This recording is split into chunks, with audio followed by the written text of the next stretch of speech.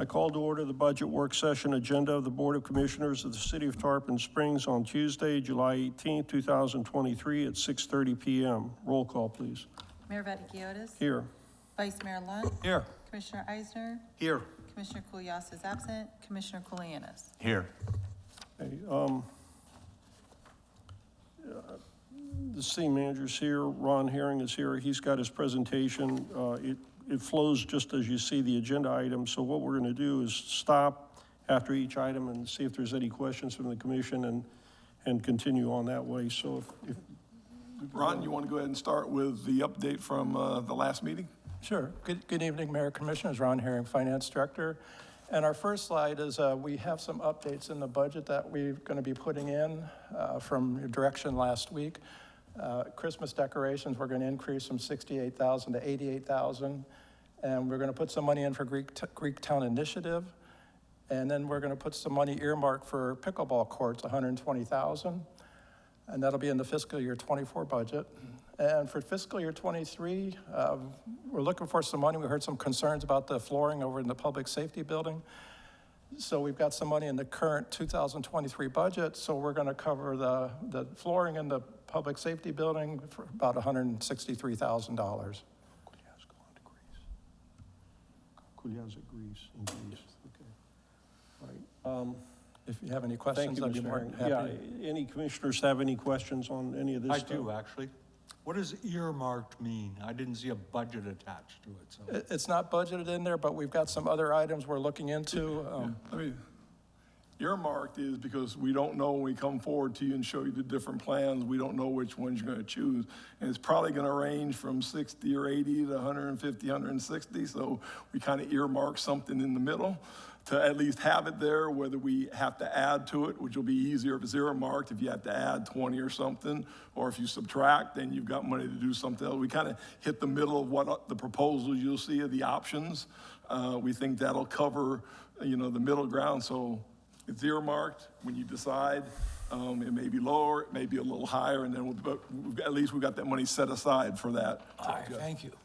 It might also depend on, we're figuring out which fund we charge it to. Is it Recreation Impact, General Fund, or the Penny Fund? So where it ends up after we look at the CIP. Okay. Anything else? Commissioner Kulianis? Oh, Commissioner Eisner. I have no light up. Commissioner Kulianis, go ahead.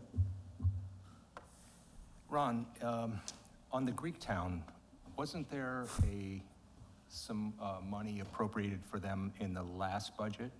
Yeah, it's for the Greektown grant. It's for some facade and building improvements in the Greektown area. This is in addition to. In addition to that. And does that other monies that were appropriated last year, does that roll over? Yes, whatever's left, we carry it over after we see how we finish out the year. But if it was already appropriated, is it in The addition will be brought over. That's left over. whatever's not used brought Right, over? whatever's Okay. not spent. So it's in addition to that? Yes. Thank you. I think the biggest difficulty is we don't have the results of what's coming out of this survey. So we don't know what's coming out, so we don't know what money is available. So again, my word is earmarking. So we're earmarking that. Again, it could adjust depending when the report comes out, depending what this commission wants to do. So that's why we picked that figure, just a place for now. So we've got a placeholder for it, and then it can be adjusted later.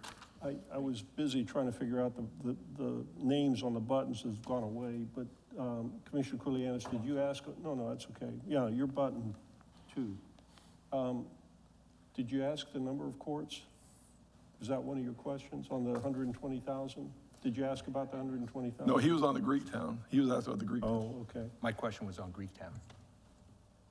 Yeah. I Do you have have no anything? question. Go ahead. I have no question. Oh, Mr. Herring, the 35 is just the 35,000, the Greektown is a funding wedge, right? Just until we get a better Yes. idea? Okay, Yes. and that could go up or down or Yes. whatever, okay. And we'll also know what we would be spending it on as far as Yes. what the next step would be. It would be the board's decision what we're spending on and what that price is. And the Christmas tree decorations are associated with Dorset Park? Or is that something that we bumped up because of inflation? It's in there too That's- for the that's- tree and then, okay. Yes, that's in the But 20,000. it's inflation and Dorset Park? Yes. Okay. And then the pickleball courts, is there kind of a rough number that we're looking at as far as the 120,000? How many courts that would? Right now, I think we're still at 4 or 5 proposals. Some are as low as 2, some are 4. There's a 3, there's one where there's a 3. So that's why we kind of picked the money in the middle of that. Kind of in the middle of that, can go up and down because we don't know, your location will depend. And of course, you pick a location that we say 4 courts could come in and you can only put 2 or 3 and stuff. But it's just kind of in the middle of the different proposals. Again, they'll probably range between 80 and 150, depending on what you select and how many courts. So we just picked that number in between the placehold until you review, make the decision on the number of courts. And then again, that can fluctuate down or up if we need to. If I suspect right, this is just a court, no lighting or anything like that, is that Correct. right? Okay, so the commission needs to recognize the 120,000 is just for the bare bones court, and if it's gonna be like the other proposals, it phases over the next year, okay? Yes. Yeah, we might need to talk about that. Okay, go ahead, thank you, Mr. Herring. Are we on the CIP now? Now, these are, you'll remember these slides from last week, the same couple slides here. It's the 8 million of CIP that's in the current proposed 2024 budget. I won't go through all these again, we went through them last week, but we've got the public safety items for about 2.8 million. That's okay. Because my little clicker doesn't work here. Water and sewer capital project, about 2.7 million, stormwater, 200,000, transportation, 1.6 million, and cultural recreation, about 825,000 for a total of 8 million. We also handed out to you all I want to tell you also, the ARPA is not included in here. Our plan is to bring the ARPA forward on the first budget resolution when we know the final amounts through the end of the year and bring it forward on the first budget resolution in January. So this is all the current CIP that is in the 2024 budget. Open for any questions on those.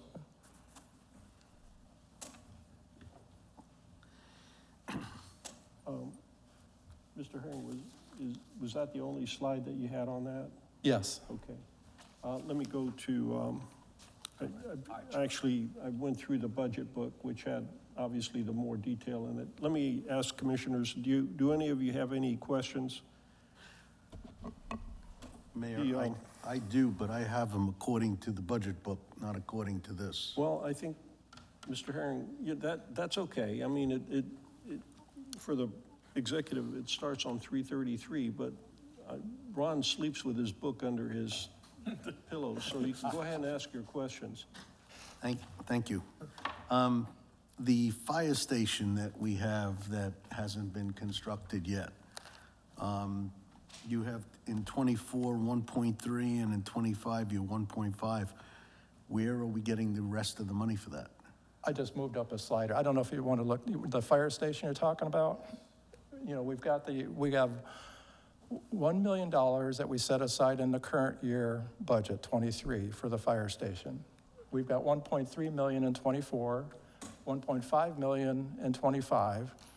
We've got 720,000 when we did the perpetual exclusive easement on the cell tower for 720,000 we've been setting aside. It's in the general fund reserve, 720,000. The county will also, they'll do their part, it's 10%, so I'll say it's roughly 650,000.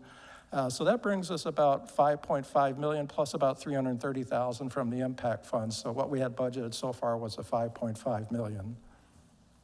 Okay, yeah. See, when you're looking at this, you don't see those other things that you mentioned. Right. So I know you can pull a rabbit out of your hat, but that one was gonna be a big rabbit, so. Isn't that on your ARPA sheets, though? It lays out all the It years is on the ARPA sheet, yeah. I think about the third page. All right, that's all I have really on that section. Okay, Vice Mayor Lunt, do you have anything? Not for this. Commissioner Kulianis?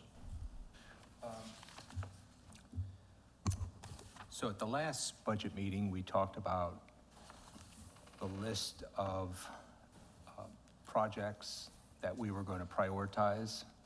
Remember, we had we were going to go through an exercise where the commissioners prioritized the capital expenditure items, things that have not yet been started.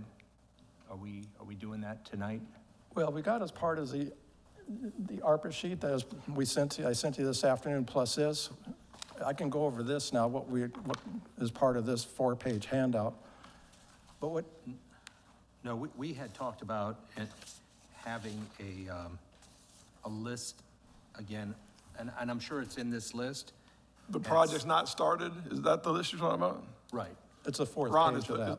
No, I see it's here, and then we were gonna go through some form of an exercise of prioritizing that. So are we gonna be doing that tonight? Or is it something we would do We individually? Yeah, we need to do it, and there's probably some things I'm gonna say that kind of brings that to the surface again. I don't know that we're gonna be doing it tonight. Right. I think that is almost, remember I said there needs to be some kind of a strategy developed overall as far as how we're gonna deal with these things, and rather than trying to do each one individually, I mean, that might be the way we ultimately go, but it may be just to try and do some strategy that if a project pertains to this and, you know, it qualifies under ABC, it's the highest priority. If it's, you know, DEF sort of thing, it's next. For example, on your project status sheet, you'll see that it breaks down into 3 categories: the highest interest, important, and then something that hasn't been started yet or something like that on the last sheet of the project. You won't have it there. It's on the But who website. determined highest priority?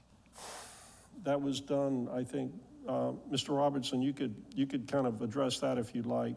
This is Mr. Robertson's project status report that he updates every couple of weeks or so whenever it needs updating, but you want to address Commissioner Sure, yeah. Kulianis's question? That's just a general qualifier in my project update spreadsheet. It's the projects that get the most questions, the most interest, the highest level of phone calls, all the things that are, the board asked me to talk about more than others. So that's really what, it's not a ranking necessarily. It's just a, What I think would be helpful, and I'm willing to do it, I can't speak on behalf of the other commissioners, but would be to, I'd like to see a survey done by each of the commissioners highlighting those things that they believe are the highest priority down a list. So given a list of projects, not small stuff, but the big stuff.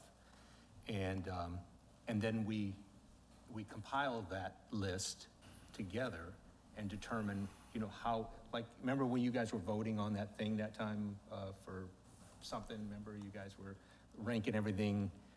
It was, I think, for a hiring. Remember when you hired the guy who You're was... talking about like a matrix? Yeah, remember when you hired the headhunter? Remember, you guys went through a thing and everybody highlighted, you know, made their list. So I'd like to see something done on projects so that we have a sense of what the priorities are of the board, rather than us, you know, here debating it. We all kind of do our own homework individually, bring it, and then we can debate after we have, you know, a consensus of a compilation of what matters to each one of us. And obviously, we would sit down with Mr. Robertson and do that project. But I think it's going to be difficult for us up here to just say, oh, the fire stations is the highest priority, or this is the highest priority, or this is a low priority. Anyways, that's where I'm at. Okay. Could I answer? It's a good idea what you bring up, but what usually happens is the suggestion comes from Bob Robertson and, you know, as a suggestion, because you can have 5 different ideas here and we would be spending a great deal of time.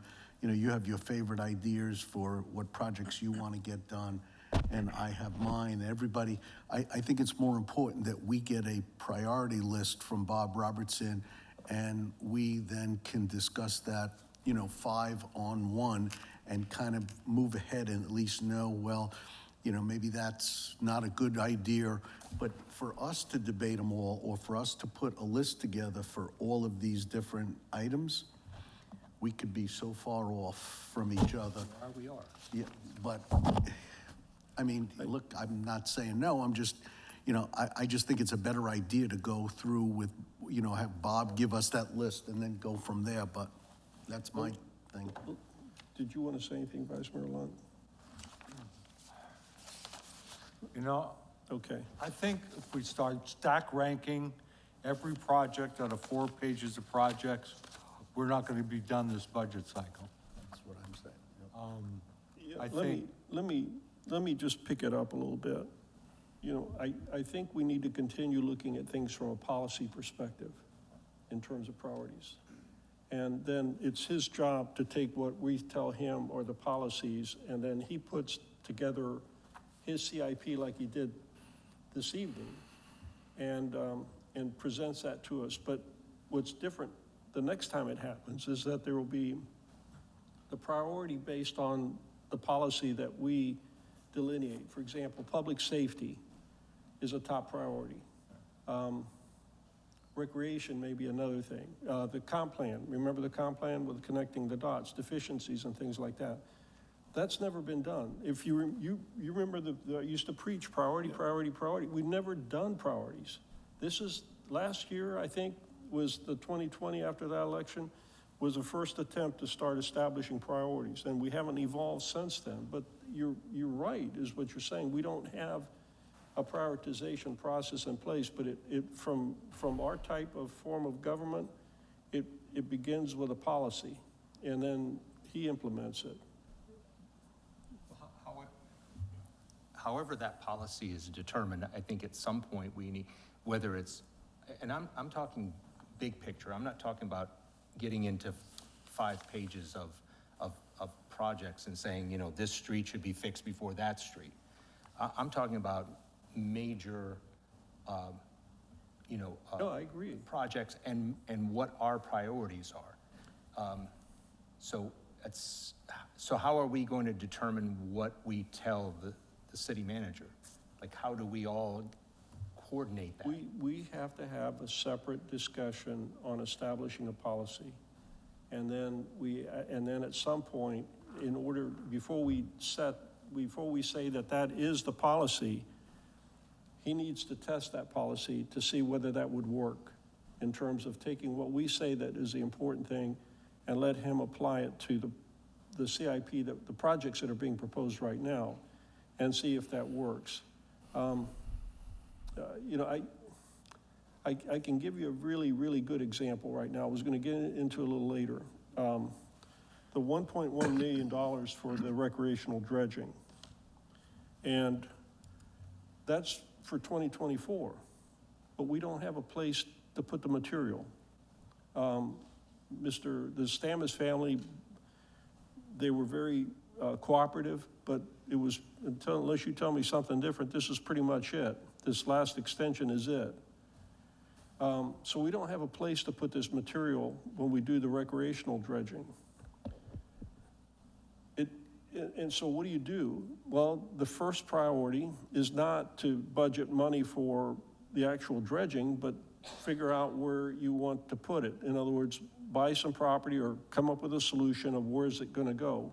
We don't have that solution. So right now, earmarking $1.1 million for recreational dredging in 2024 isn't gonna happen in 2024. I guarantee you that right now.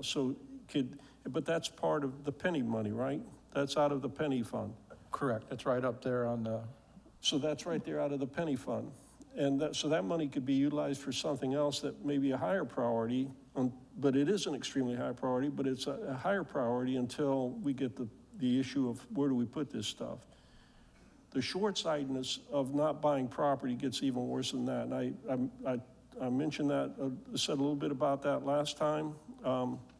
We could have bought that property at between the 1.1 and the 800,000 or so that we've spent on leasing this property, we could have probably bought that. But the property doesn't solve the problem. You actually have to build a disposal pond. And Mr. Robertson, what was the cost of the disposal pond? Do you recall? The one that, for this We just built. project, construction cost was about $1 million. How much? 1 million out of the total 1 dredging million? cost. Mhm. Yeah. So let's say you spend $3 million on a piece of property, then you have to spend another $1 million to put the disposal pond in. when we're done with this site here, which belongs to Stamets family, we just don't walk away from it. We've got to put it back to what its original condition was, which is gonna be another, it may not be our money, but it'll be, what, 200,000 or so? Quite a bit more. More than that, $250,000 to restore that site. So we could have bought that property. The disposal pond was built by somebody else, designed by somebody else, built for somebody else, for us, and then foregone that $250,000 that we're now going to have to spend to remove that stuff and move it over to the landfill. I guess that's the current plan still, right? Yeah. So in terms of priorities, the 1.1 is a very high priority, but it's not doable. And there may be some other things like that in terms of when we look at the policy, one is what are the areas that are important to us? Public safety, is it doable? How, what time frame are we talking about? Those are the sort of things. We've never had that discussion. I think listing projects, maybe as far as a stopgap, might work for this year, but it doesn't solve the problem, I guess is what I'm getting at. I'm not saying let's not do it. I'm simply saying it's not going to solve the problem. Okay, at some point, again, maybe I just can't turn my CPA brain off, but at some point, we're gonna have to, like you say, we need to set our priorities. What are the things that matter? Comp plan, strategic plan, sustainability plan, all these plans. And then we have all these initiatives. Like we said before, there's saying we may not be able to do them all. That may take a higher priority over something else. So how do we get to that point where we can make those kind of decisions rather than making, I don't want to make ad hoc decisions. Okay, we need to do that. And therefore we need to, I don't know where this is going, but we need to go and float a bond and borrow money to do that. But we have a whole litany of other projects. Can some of those be moved to another fiscal year? I don't know, because again, I'm not seeing, we again have a list of projects here that haven't been prioritized. They're being prioritized by staff, but ultimately it's our job. Staff can advise us, but we have to set the priorities. And I'd like to have, if you say we're gonna have a workshop with that, I would wanna, if I was making a decision on prioritizing things, I'd wanna meet with Mr. Robertson, I'd wanna meet with Ms. Vincent and talk about the comp plan and things that, the city and Yeah. all the planning things to determine what I would think would be the priority list. So at some point, I just wanna get there versus a huge list of things, and then we go out and I'm real hesitant about going into debt. I'm just real hesitant. Now, I know you can make your point, it's gonna be expensive here, expensive there, I understand that. But, and some of this is overwhelming because we have the highest budget that we've ever had in the history of Tarpon Springs. We had $13 million drop down to us from the sky. Okay, so we're pushing $90 million of spending. And on top of that, we're talking about borrowing money and we're not replenishing surpluses. We're going into debt in the years we have the most money ever. Again, I want to get my hands around this. I want this prioritized. Whether I'm a one-man priority project, I'm still going to sit with these guys and figure that out for myself. The one thing I'm going to go back to my old baker, butcher, and candlestick maker routine of that's who we are. I know you're a CPA, I'm an engineer. And then each other has their expertise up here. But there's certain things, honestly, we don't know how to do. And for example, we didn't know how to do a strategic plan. So what we did was we went out to USF and the Collaborative Laboratories, St. Petersburg College, and asked them to come in and help us with that. We may have to go somewhere and get some assistance to develop this policy. Ideally, the way tonight should work, in my vision or my eyes, is that the first thing that Ron goes over is what our capital investment policy is. This is what our investment is, A, B, C, Ds, these were their priorities. It's what's important to the residents, when do we need it, and the feasibility of actually doing it. And then the policy's read, and then the city manager with his staff presents, this is our CIP program that addresses your policy. And then we can ask them, well, why, how's this addressing, how's this got to do with that? That's the way it ought to be, instead of actually looking at each particular project and say, well, that's important and that's not important, because we don't know what the comp plan says. We're not comparing this to the strategic plan in terms of a priority. We're not, the comp plan is the deficiency, and then, of course, there's the sustainability action plan that's about to be. What I'm saying is I'm agreeing with you, and that ought to be some just fundamental prerequisite to even talking about borrowing money. If we can't do something that's extremely critical to the city within our funding means, I'm talking about extremely critical, then we should talk about it. But up until we get to that point of understanding what that is, we shouldn't talk about borrowing money. I agree with you on that.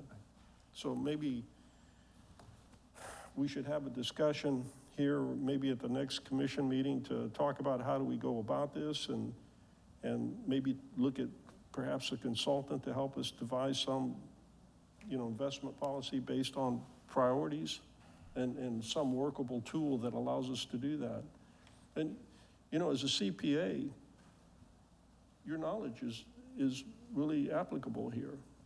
And so, and plus you've got a lot of other experience with things you've gotten yourself into in court and stuff like that reflects on this as well. So, that's all, that's what I wanted to say to your question as far as the priorities and bringing back a list and stuff like that. I really think we need to have a policy. I think a lot of this stuff, in my opinion, I want to talk about a couple of things when it gets to my turn, probably isn't going to get done this year, even though we've got it funded this year. Sure. Yeah. Well, again, we went, at the last meeting, Vice Mayor, I think it was you that actually said it. We need to list and prioritize it. Somebody No, said absolutely. it wasn't me. And I'm just following up on that we need to prioritize our list. How we get there, whether it's each of us doing our research and bringing our brains back together, or whether it's, I don't think it's staff's job to set priorities. I think it's our job. 'Cause No, we it's- set, like you said, we set the priorities, we relay it through the city manager, and then staff follows that lead. Right. So Don, the overall, I agree, and I did voice that opinion last time.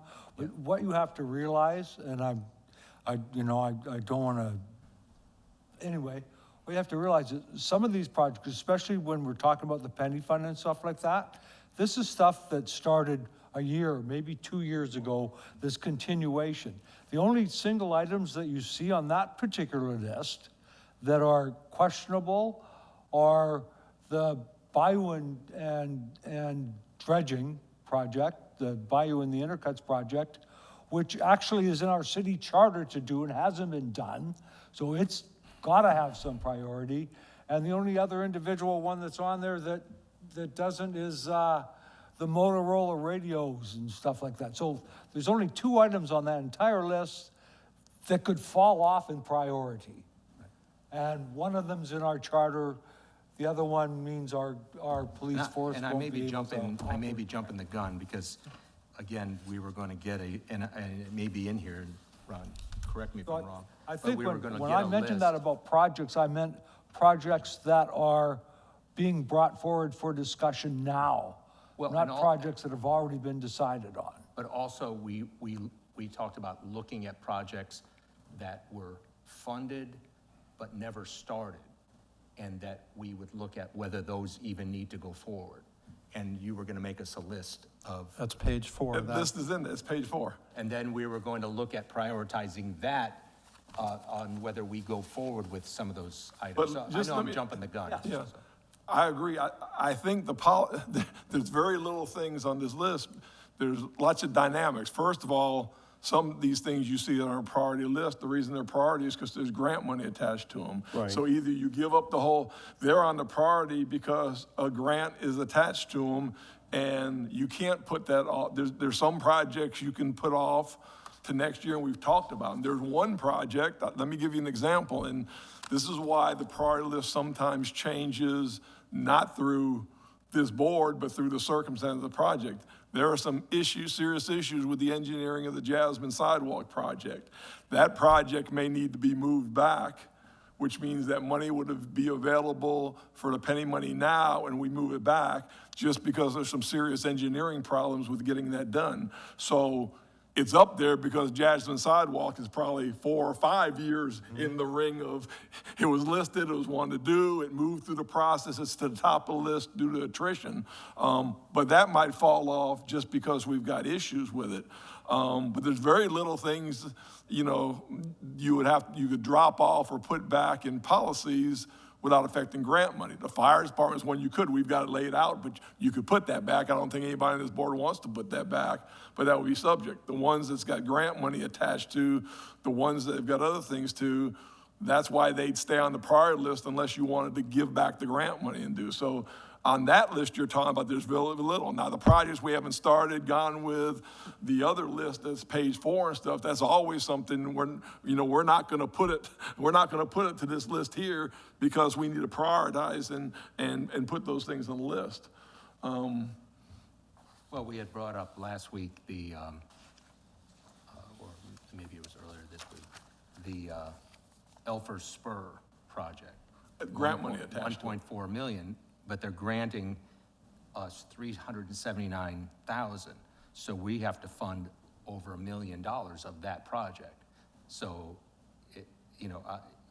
again, I don't know all the particulars on it, but that's something worth looking at. It's $1 million that's gonna come out of our coffers in order to receive 300. That's almost like a Well- white elephant. Now, if it's something we are mandated to do because of something we're doing with Pasco County or something, I don't understand, but those are the kind of things I want to just at least look at, because that would free up $1 million. That's an example, not only tied to grant money, but it's a commitment by us to connect the Pinellas and the Pasco Trail. That is, the Pasco Trail is done, the Pinellas Trail, whenever they figure out the bridge is done, that's our connection where we connect without that. And we've kind of committed over, it would have been built 3 or 4 years ago if it wasn't for that eagle's nest and some other things that go. It's been stalled because of an eagle's nest, or it would have already been built, and it would probably have been built at the 400 or 500,000 it was budgeted for. It would have been built within the 5. But because of an eagle's nest that stalled it back all these years, now you got the inflation of the prices and stuff.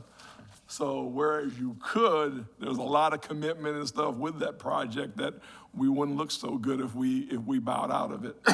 And that's why it's up in the priority, because it's been on our list for 5 years or more to provide the 2 counties the connection of the trails where you can go all the way from Pasco County through Tarpon to the Pinellas, all the way down to St. Petersburg.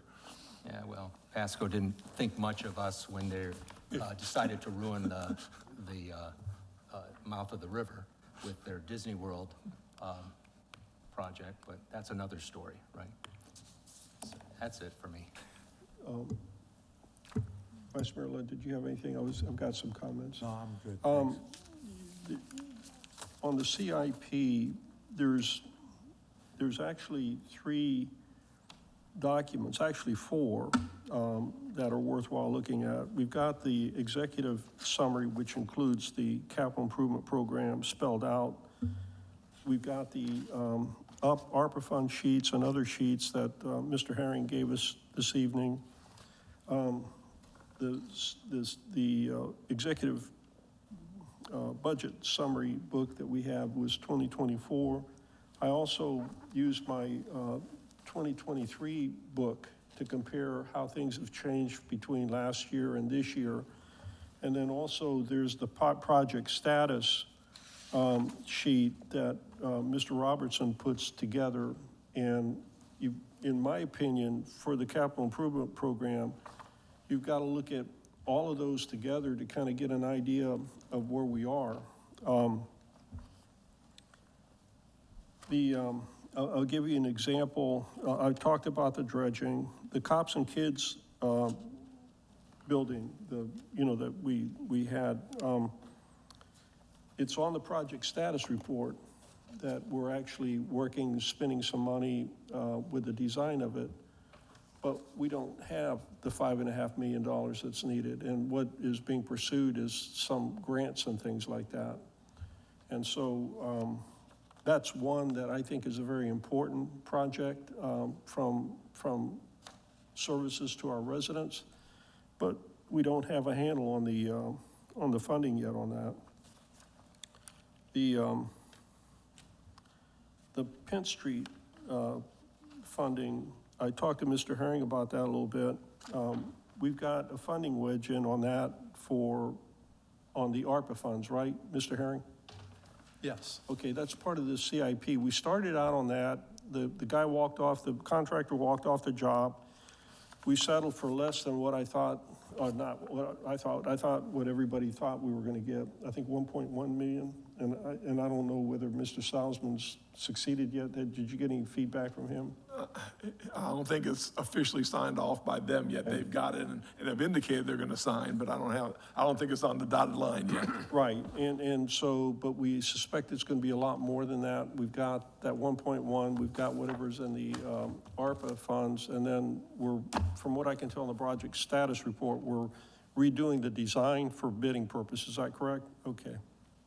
So we'll know more about that. But that's an unknown right now, and I suspect rather than needing less money, we'll probably need more money that needs to come from somewhere in order. That's a project that started, contractor walked out. We need to finish that project. The other thing, I was going to ask you, Commissioner Kulianis, have you had your presentation by Public Services yet? Monday, okay. I think that'll be a very good presentation for you. I think that the best I can describe it is kind of an austerity approach to what has been done with the capital project.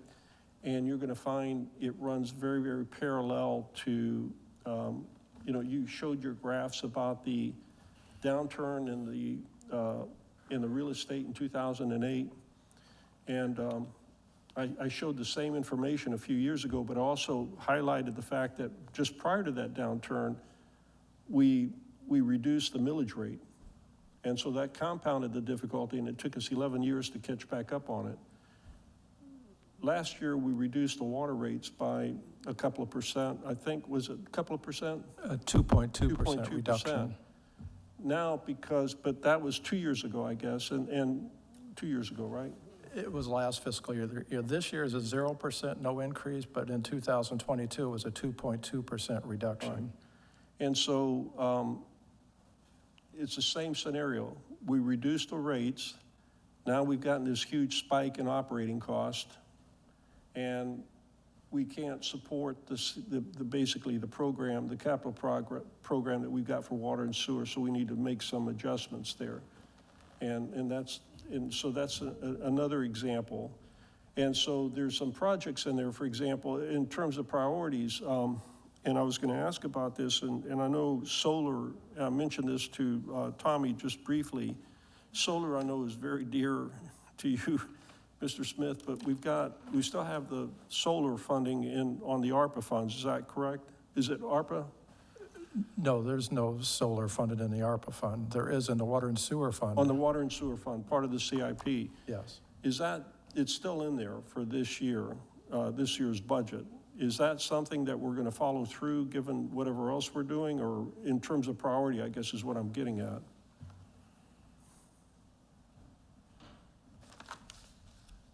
A couple of comments on that, Mayor. First thing I want to say is solar is near and dear to me, but there's actually an operational benefit to it. The electricity is our single biggest cost at the operation of the RO facility, so the solar will directly work to offset that on an ongoing basis. So that makes it a very valuable project from that perspective. It is already underway. I would say It is about underway. 50 to 60% complete. Okay. And it's funding that was already set aside in a previous budget. All right. Okay.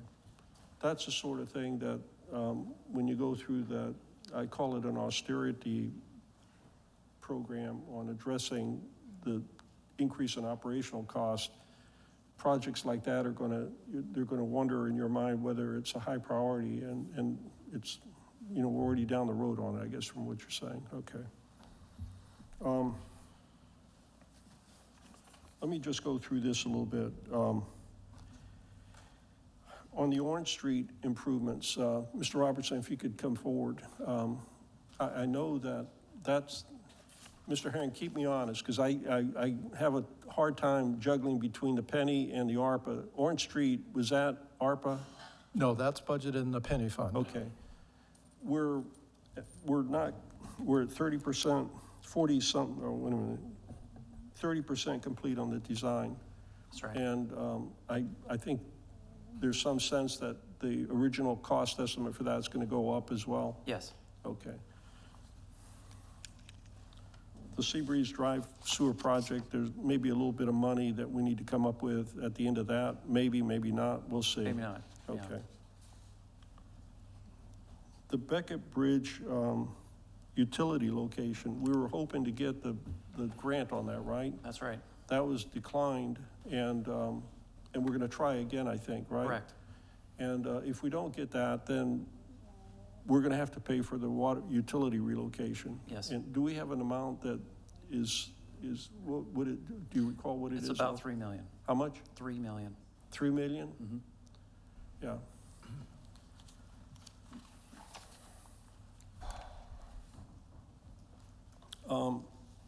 The Sponge Docks flooding abatement project, this gets back to what Commissioner Kulianis was saying about the Elfer Spur. It's the same thing. We got a grant that was supposed to pay for the whole thing on that, 1.7 million, right? Correct. Yes. And we're up to 4.5? Yeah, that's about right. Yep. So right now, we get 1.7, which was supposed to pay for it, but now we've got to come up with another $3 million out of our stormwater fund somehow, either by doing inter-fund loan and then paying it back over the long haul. The point that I want to make, in my opinion, and there's that in terms of, I think that project is unaffordable for a couple of reasons. One of them is I think there's a lot of risk associated with it. And number two is I don't know that it's going to solve the problem given the amount of money that we're putting into it. I'm not saying that the problem isn't important, but I really, really think that we need to put our thinking caps on and kind of think about an alternative approach, maybe some different technology that could be applied to it. I think Mr. Function was here somewhere, and I gave him some information on these mobile, huge propeller pumps that might be something that we could apply, and you haven't heard anything back from that, but it was just, He's in the back with all that big banging noise to see what's, oh, they're banging. if we're losing another air conditioner or what the heck's going on. Oh, is that, okay. He's coming back. I think it was thunder, No, wasn't it? I spoke to the consultant at some length about the Dodecanese project and the idea of using pumps to get rid of some of it and stuff like that. He seemed at the time, this was a month and a half ago, to think that, oh no, the current design was gonna be the only thing they could do. And I'm not sure I like that answer, especially from an engineer who's supposed to be thinking outside the box, but is there some other pumping structure that you come Well, up with? Mr. Function, remember I gave you a little information of those huge propeller pumps that are mobile? And Yes. as maybe an option, because if the check valves, if the issue is rain during a sunny day tide, our check valve keeps the Keeps the bayou water tide from from coming in coming any further, but it won't let the rain out. So we would need another means of getting a high volume of water off the street by pumping it over the top of the seawall back into the river, given that the river should not be backing up into the street. It's coming up through. I agree, we need to pump it somewhere where it has access. And to so, that. did you, and don't get me wrong, I don't want to get into your business or anything like that, but we need to in my opinion, we need to kind of look at a couple of alternatives before we spend $4.5 million on something. Yes, we did, and I actually talked to our stormwater engineer on that. on that project. It's a German-made machine we looked at. They actually are using it somewhat in South Florida, but not too much success. It's not. Not Hammer much Mountain. success with that? No, sir, not as much as they originally thought it was, so. Still in kind of like in the experimental stage. Okay. I said $4.5 million for one intersection. The risk is, you know, you put your experience hat on from what we talked to way back as far as loss of income, issues of that nature that we wind up having to face from businesses down there. So anyway, that's another one I think we need to talk about at some point, and I think sooner than later. I think what your status report says that you're progressing on with the design, I think is what we're talking about. Well, I was moving forward into a design build, so, and if we're gonna have that conversation, we should have it soon. We do have that ARPA money that the board committed to the project, so we do have that. But yes, if we're gonna change directions on it, then we probably should workshop that and have Okay. talk it out. I as a group. mean, if we start digging and we wind up with a huge mess down there, Yeah, Yeah, it was on the attention. Remember, we talked about, before we finalize, we need to go back and get where we are and see, is this really what we're gonna do? We're gonna give them a chance to do this re-engineering and seeing, but then we're really gonna have to have a discussion with this board on going forward and stuff. So my next step was getting to the point where we need to lay things out, and, it's almost got me convinced it may be the one time I ever give back money, or say we might have to if we can't figure a way to reproportion the money somewhere else. Because, as you know, I've had qualms about this thing, just the upheaval. I've been through a thing when the docks has been closed for reconstruction. I've been through that nightmare. If any of you up here on this board doesn't think it's a nightmare, or your phone's ringing off the hook and everything happened, it's nightmarish. So if we're gonna do something, go through the pain and suffering of nightmare again, we got to make sure it works or does something or is worth what we did, or we're not only gonna have the grief during that whole project, but we're gonna have the grief and we all might not be here, but whoever's up here is going to get the grief if we don't get it right and stuff. So there's still one more big look and decision this board's going to have to make in this thing, because there's a lot of, this thing has changed so much, there's a lot of unknowns, so. and we do have time on that. Yeah. The state grant, they've just extended the deadline for me to match the ARPA deadline, so we have till December 2026 on that project. that's state money, to get that's it state finished. money, not Yes, sir. federal money. State money, yes. But then the Okay. ARPA money is. That was an example. I want to continue on here. What Vice Mayor Lunt said is true on the recreational, not just the recreational channels, but on the federal channel. It's a requirement to be maintained, not to do just a bathymetric survey and produce maps. So that needs to be done, and we're supposed to be looking at this every 3 years, or else, we're in violation of the charter. And again, unless we want to pay through the nose for these little 40 cubic yard containers to hold material, it's, we're just humoring people by saying that we're addressing the charter requirement. Unless we want to be serious and maintain the city and the waterways in a sustainable way, we've got to think about things a little on a bigger scale than what we have. And that's going to cost, that by itself is probably going to be $5 or $6 million to create your own disposal site. And when we need to talk about that. The distant Belcher corridor, I see that we've applied for that grant. Remember they had that presentation at the Ford Pinellas? That's all part of a $2.7 million project that we're asking them for a sidewalk down there. So we'll see how that goes. The Jasmine sidewalk, you already mentioned there's some engineering challenges there that's gonna drive the cost of that project up. Bayshore Drive septic to sewer is 50% complete. We'll see what the cost of that's gonna be. It shouldn't be expensive because of the nature of the type of the system, the force main that we're putting in there, but the PVC cost, according to Tommy's presentation, PVC cost is skyrocketed. So, Yeah, but we've also got residents up there that are on septic systems that are failing and they can't I- get permission to it- replace what- it. What I'm saying is that that's a high priority, in my opinion, and it needs to get done. And if you look at, was it part of the presentation that, Mr. Kiger, if you could get up there, what was the price tag for sewering the city? Was that in your presentation, or was this in this sheet that Mr. Herring put out? Was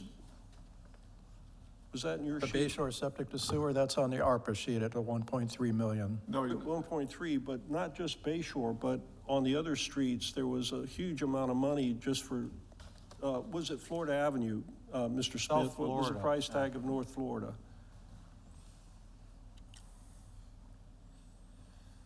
I'm looking through my sea of papers that Ron provided me. This was under the projects that are not funded. Right. And yes, as you mentioned, there's South Florida Phase 1 and Phase 2. That totals $9 million is estimated here. 9 million. Yes, That's in today's dollars. right, correct. Okay. That, yeah. Yeah. And then we've talked about the fire station, cops and kids. And so, you know, we're kind of looking at things in a snapshot way, and we need to look at it in a little larger picture. And go ahead. No, I thoroughly agree. So what I'd like to see, okay, you have, first of all, a wealth of long-term experience. First, you've served here much longer than I have, which has only been a few months, and you were a city manager and you understand this stuff. But to me, I would think, and the residents, just like you just said, this is mandated by the charter. This is something that we have a commitment to. I would like to see all these projects in categories that we know, these are the ones we just have to do. We have no choice, right? And these are the things, like, for example, Orange Street. No, I'm besides the church, I'm probably the biggest recipient of Orange Street being all jazzed up, because I think I own the most square footage on Orange Street. But that, to me, doesn't seem like a need to fix up Orange Street right now. It's a want. We have a whole lot more needs than Orange Street. There's $1 million. I know it comes out of the penny fund. We can use that for something else out of the penny fund. So again, I just want to see that list of what has to be done And connect it to something. and connect it to something. Okay. And so I don't see it in this. I see just a list of things, and I see how they're gonna be paid. But, you know, I'm in the real world, in the other world, not real world, I'm in the private sector world, not this government or sector world. And and I apologize to my colleague over here that when I interrupted him, when he was talking about the penny fund, this is being paid for by the penny fund, but you can take the penny fund and use it for this, or you can use it for that. It's just money. Or it's covered by ARPA. Oh, well, then we could use that. If we don't do that project, we can use it to cover all the over budget items we know are coming with ARPA, because that whole list is probably, you know, is missing at least 20% just because of inflation. So, again, I think I would like to see some kind of priority list, whether we establish it ourselves together, or whether it comes from staff, or whether it comes from the city manager, or however that happens. I want to see that, so I know what we're spending our money on, and what has to be done, and what can be pushed off to, you know, because maybe Orange Street, I'm just using an example, maybe Orange Street could be done in 2027. It doesn't have to be done now. And then when we get to the point where we have more needs than we have funds for, and we know those needs are critical needs, then all of us could understand that we may have to float a bond, borrow money. I understand that, but I can't personally agree to borrow money or do that until I know that we have put aside those want things, and we're covering only the needs we have, And then when we go to borrow money, it's because we have to, not because we have fattened the budget up with other things, and then then we end up borrowing more money than necessary. That's it. And until I get to and right now in my mind, and what I'm saying, I haven't got to that point, because I don't think it's clearly laid out the way that you have an answer for everything, and I appreciate that. But I'd like to see that in a comprehensive strategy. You know, our staff is doing really the best that they can, given the know. circumstances. And quite frankly, oftentimes, I think it's unfair to them, because they haven't been given any guidance from up here from a policy perspective, you know, for a long time. Oh, I know. And it was something that you could argue about. I but love our unless- staff. Yeah, unless you get the majority of the So, commission to go I- along with that. Well, unless you get the majority to understand that. For example, I'll never forget the strategic plan. You know, I said, well, we need to do a strategic plan. Every city has one, we're the only one that doesn't. And the one question was, well, I don't understand, if we have a plan, does that mean we need to follow it? The answer is, yeah, that's the purpose of a plan. And so that was the kind of questions that, you know, I would get, that, you know, I'm gonna tell you something, I don't care what anybody says, I know the flooding at the sponge docks is real important, but that disposal pond is gonna kill this city if that doesn't get solved in terms of the Anclote River. So, and I don't mean to sound, you know, to be a fearmonger over it, but we had an opportunity to do it and we foregone, and it's gonna be a pricey matter to do that in the future. So I go ahead and talk about that. I think the idea, there's probably a consensus on the commission to do something like that. I think I see what you're saying. Give Ron and I a chance to put something together and get it back. I think I've got an idea. Is that okay? Nothing I'm saying is critical of staff or at all. I mean, I think our staff is wonderful.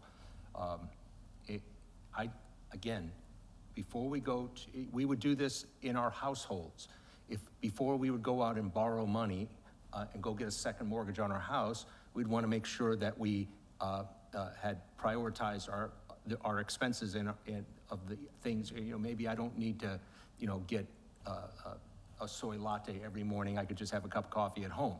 Okay, so, you know, you do that before you go out and borrow money.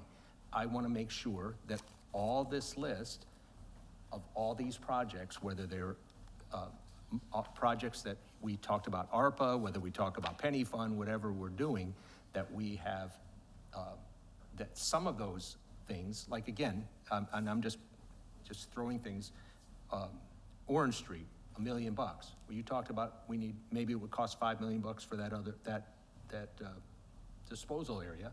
Well, there's $1 million of it right there. There's no doubt in my So mind. maybe there's $1 million of it. I mean, so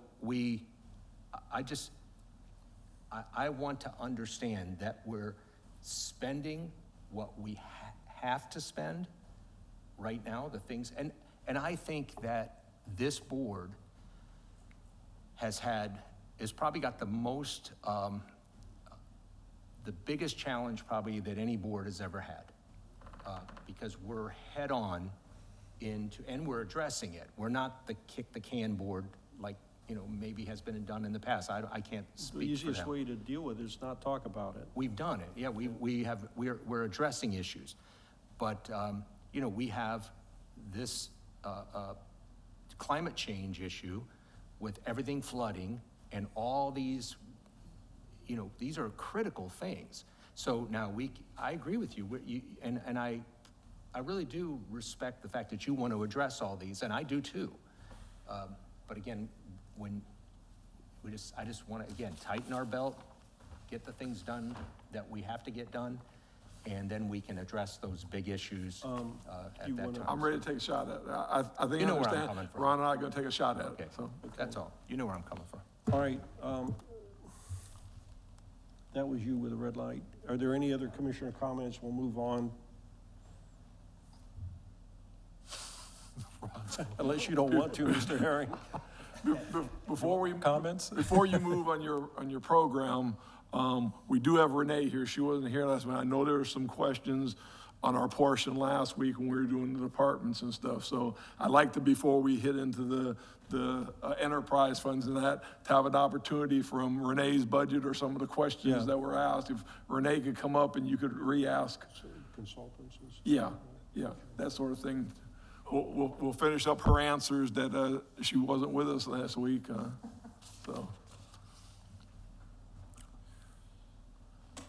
Are you looking at us, or Yeah, we're supposed to yeah, look at you? She's looking So at, I'm kind of going off of memory here. I think the question was, am I comfortable with the consulting budget moving forward? And we very consciously decided where we were. We're finishing up the comprehensive plan that that's gonna require, as soon as we do that, we need to roll into all the associated land development code changes that are gonna have to take place. We still have the Union Academy, Central Tarpon CRA, and the finding of necessity to complete. The cultural resources survey for the CRA for the Union Academy is going on, the Greektown placemaking. We have a lot of things that are in the hopper that I really want to come to fruition and completion before I throw another project into the mix. If it's something that is an absolute priority for this board, then obviously let's do it, but I was pretty conscientious about what I did here. You know, what about I know the land development code, but what about the smart code? Is there anything are you doing something on that, or is there something that we need to give you some help with? No, I think once we get, that'll be part of the land development code and the smart code. That all kind of will work together, you know, or be updated at the same time after we get the comprehensive plan updated. The Greektown study will also come into play with the special area plan so I think until a few key pieces get done, I don't want to jump into, you know, but I'm comfortable where we are right now in terms of funding. Obviously, if something emerges, I can come and ask, you know, for a budget, you know, amendment at some point, but I went through it with my staff, and we're pretty comfortable where we are at the moment, so. Remind me, did we approve the economic development work? The comp plan, the economic development element for the comp plan, or did we say we're gonna revisit that? We're gonna revisit that. We had the RFP process that we went through, and then we stopped that because of the timing and the other issues, so. Do you need money for that, or is that, we're gonna carry that over to 2024, unless we get to it in the next month or two? Yeah, I think carrying it over would be the choice here. You know, I can tell you right now, I was not intending it because that stopped how it did, of trying to have the economic development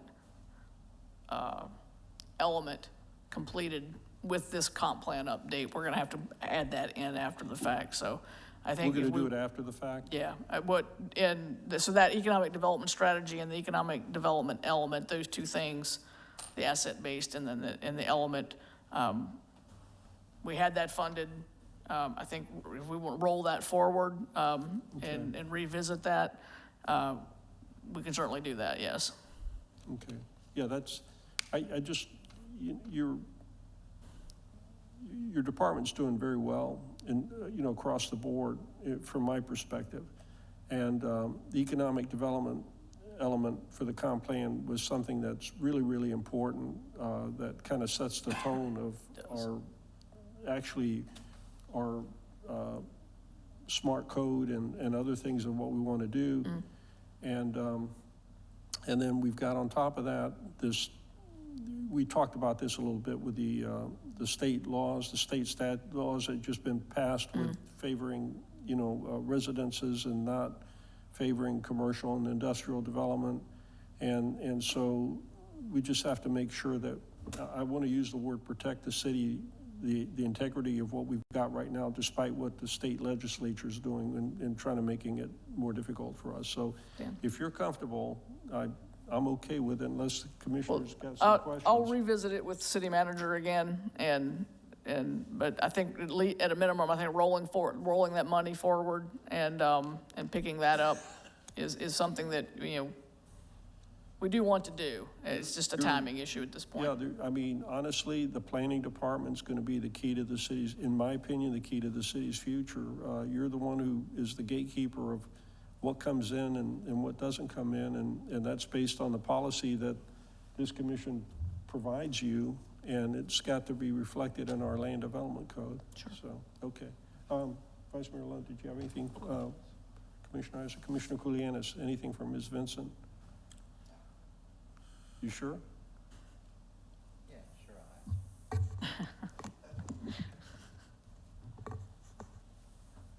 And you don't have to answer this if you don't. Do you know what this commission vision is when you're doing your planning in your department? I have a pretty good grip on, on this current commission's, philosophy, I believe, yes. Yes, But we it's do. not, yeah, and it's We not do. just that, it's the community as well. And so as we, we've been through the comp plan update and we've been having the community meetings through the same thing with the strategic plan. We have a lot of valuable input, so, we're not doing it in a vacuum, that's for sure. You feel clear? I do. All right, that was my question. Okay. Thank you. Thank you, Ms. Vincent. Thank you. Anything else? That's the only loose end from the last meeting. I don't think there's anything else from last meeting, unless you have something for the department. You see what departments are out there. If not, then we'll move on to the new night's business. Are we still in the CIP?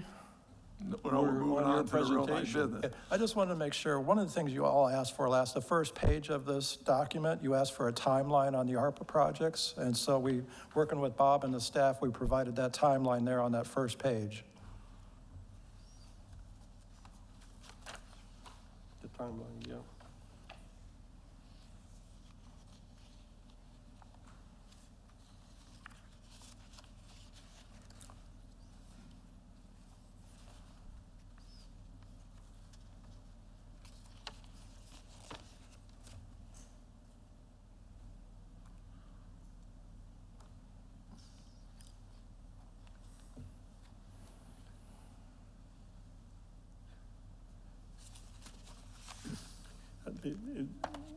The only thing that, it gets back to the ARPA deadlines again. I just really want to make sure that whatever we move forward with, in terms of ARPA funding, that project is actually going to be contracted out and completed by the time the deadlines come along. And, I just, I want to make sure that happens, that's all. Well, as you know, all the ARPA money needs to be spent by December 31st, 2026. We do have two projects that are extending currently out to that date, which is the Craig Park Seawall Phase 1 and the Sponge Docks Pump Station, extending out to December 2026 currently. Yeah. Okay. Were there any questions concerning the sheets that Mr. Herring gave us? I'm sorry? Do you have any questions concerning these sheets that Mr. Herring gave us? I think we've already discussed the Sponge Docks Pump Station debacle. There's really nothing on here. I want to suggest maybe to the board that we put a hold on further ARPA fund commitments, or at least as long as practicable. There's less than 5% of our ARPA funding left. I'm thinking inflation and stuff is gonna eat that pretty quickly. I know there's we can nickel and dime it away to smaller projects, but I don't think that's gonna serve us well in the long run. Is there anything on the horizon that you see that would go into that money unless it's an overrun with something else? Well, it's some of those projects you have been talking about, like Orange Street construction. Going up, yeah. Yeah. Well, that's one project that has not been started, based on your question. That's on that back sheet there, that we haven't started it. Correct. And quite frankly, there's the whole issue with the Orange Street, would probably be good to sit down with the city manager and get the background on that. That goes back, 7 or 8 years. At least. At least 7 or 8 years. And it's not a bad project, and probably is something that it's needed. The key is if you start doing the road work, you've got to do the utility work as well, or else you're going to wind up, that's right. And that's another driver for this thing. And, but on the other hand, there's ways of repairing the brick without having to do a major overhaul of the street either. Just repair the brick like we've done elsewhere, and that would be a very small fraction of what we're planning on spending. And of course, the idea was to put diagonal parking in instead of the end-to-end parking and all this other stuff. So if you have any questions concerning that project going into the future, sit down with the city manager, he'll give you. I'd get rid of the concave, it'd work for me. So we're not discussing the second page, are we, of this document? I think you can discuss any page you want. Okay, so I have some questions, basically surrounding the other category.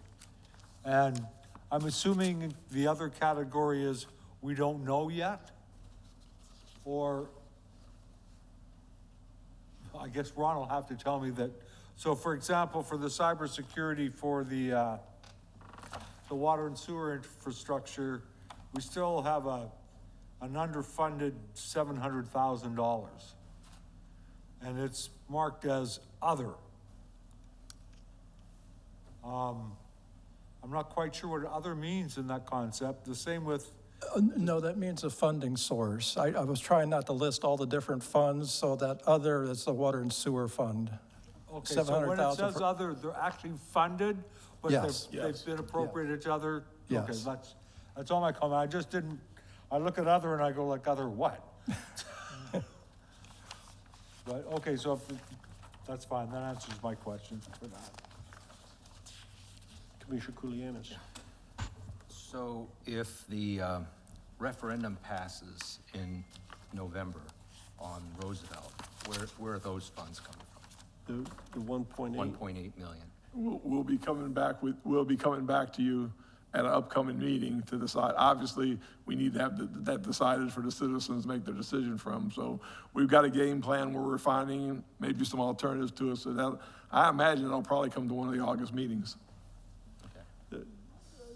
I mean, between Orange and the remaining money in the ARPA fund. it's big. No, historically, on these sort of things, like, give you an example, the property that we did with purchasing the Hoffman Hoffman property? property. Yeah. Yeah, Can you we give did us we did quick rundown on how that happened.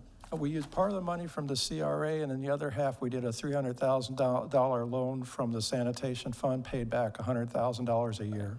Yeah. And so it's borrowing, but it's borrowing from within our own funds. But if there are projects here that we're going to either push off or to later years, we could use those funds as well. The which one? Well, let's say we don't do Orange Street, we don't do the sponge dock pump station yet. Those could be funds that could be used. So again, when I'm going back to my prioritized list, if we get that prioritized list, we might find in there opportunities to fund things without having to borrow it from another fund that pay back. So we'll have options. He's nodding yes. He's the one that. Yeah. Well, again, No, he and I have you got to talked about remember, we're looking for this alternative borrowing thing, so you have enough money if you're taking that million from there that you can use it for another one of these that are important. Yeah. So it's a balance in where you use it for, so I think. I'm saying that's why that list is gonna be critical, because once we have that list and we have it prioritized, we'll know where And we're gonna get there a are good shot at opportunities. bringing that back to you, so. Yeah, where there are gonna be opportunities, that would end up, could be funding, we could fund those things ourselves without having to borrow money and then making the payment. That's right, and that is the preferred approach, and quite frankly, that occurs more often than it doesn't. Yeah. The one, I'm just going to, I think you mentioned this before, the one source of funding for the 1.8 would be the $3 million that the hospital paid in its rent ahead. And that has to be available in 2040, 2045? 42? 2042. Yeah, 2041. So that money Close. is there in 2041, so if we borrow money from it, it needs to be paid back, and it needs to be available for the commission in 2041 to be able to utilize.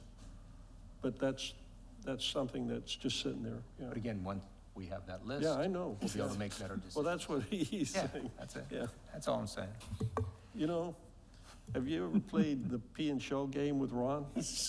You can't win.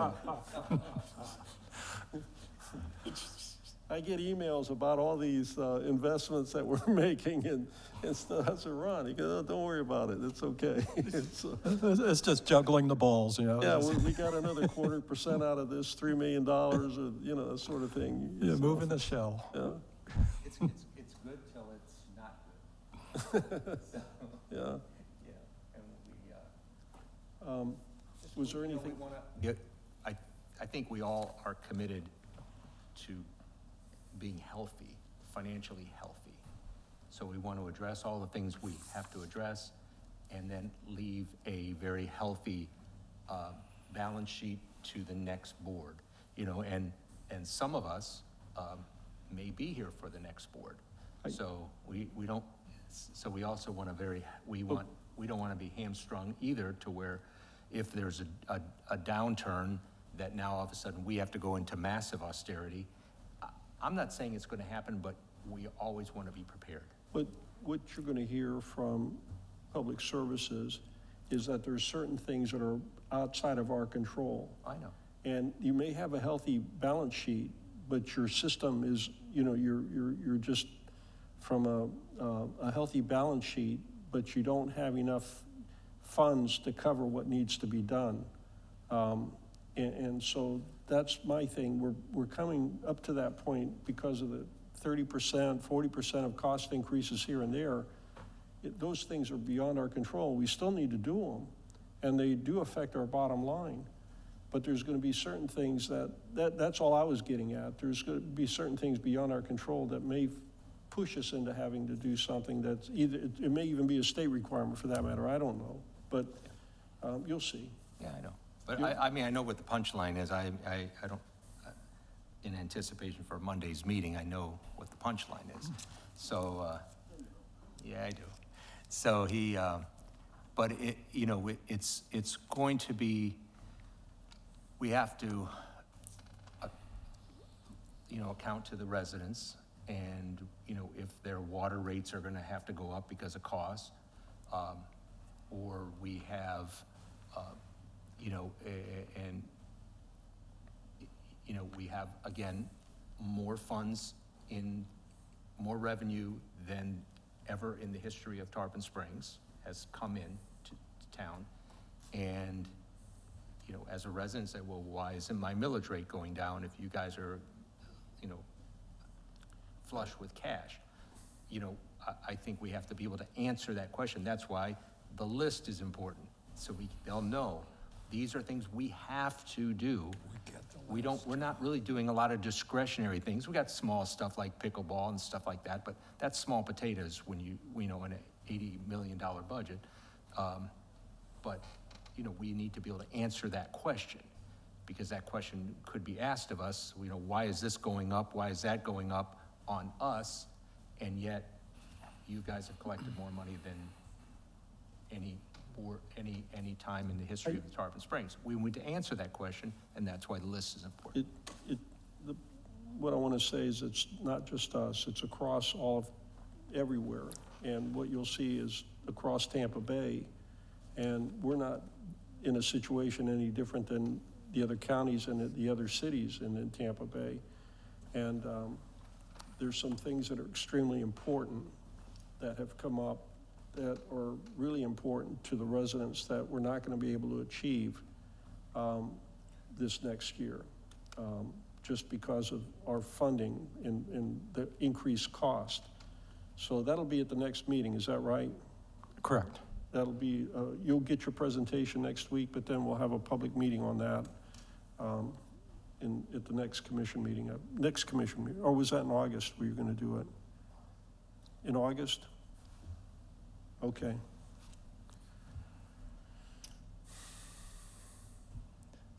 We wanted a full commission here for that, we want a full 5-member commission here when we did it. Go ahead, Mr. On the capital, I just wanted to point out one other thing we had on your dais. It was asked last week, it's the very last page of the executive summary, that there's capital requested but not in the budget. It was sort of a small print.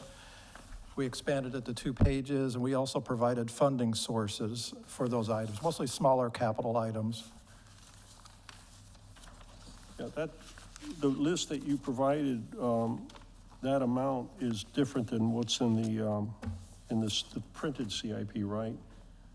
Correct. I found a couple items that were in there twice. Yeah, I noticed it's a little different. Yeah. Okay. Those are things that are requested but not funded. Right. Okay.